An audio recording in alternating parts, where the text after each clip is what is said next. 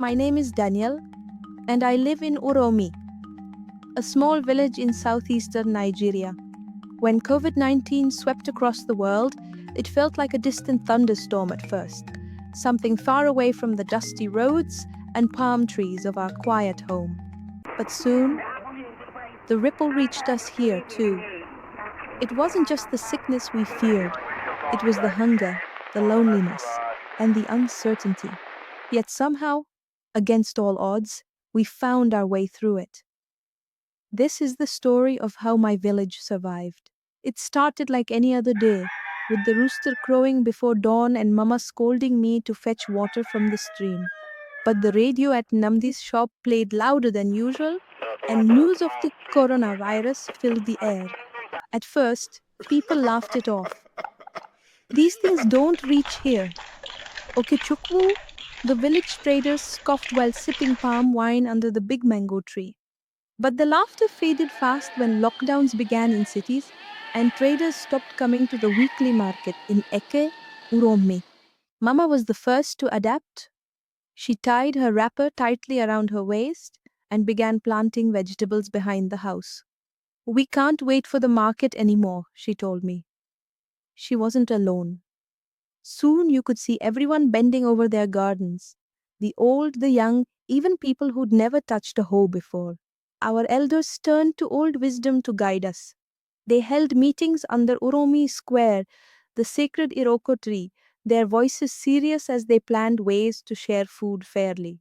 Corn, cassava, vegetables, all distributed so no one would go hungry.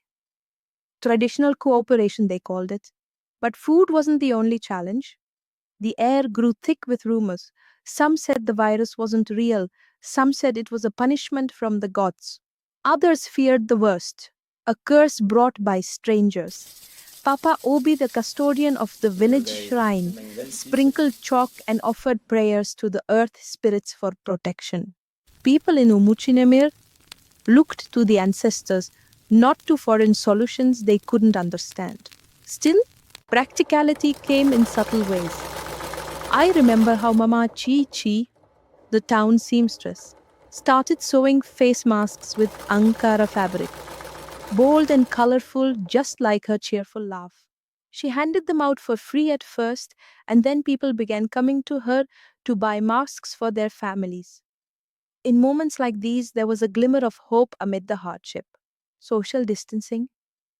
That concept was hard to explain here, but somehow it happened naturally. We stopped gathering by Namdi's shop. The church allowed only a handful of people inside for prayer, and even burial rites were trimmed down. No dancing, no feasting, just somber prayers at gravesides. When someone fell sick, Mama brought out herbal remedies passed down from her grandmother. Bitter cola, ginger, neem leaves boiled into teas. It didn't cure anyone of COVID completely, but it made people feel stronger, and sometimes that was enough. The combination of modern advice and traditional medicine built a strange kind of balance. Through it all, the spirit of our village endured.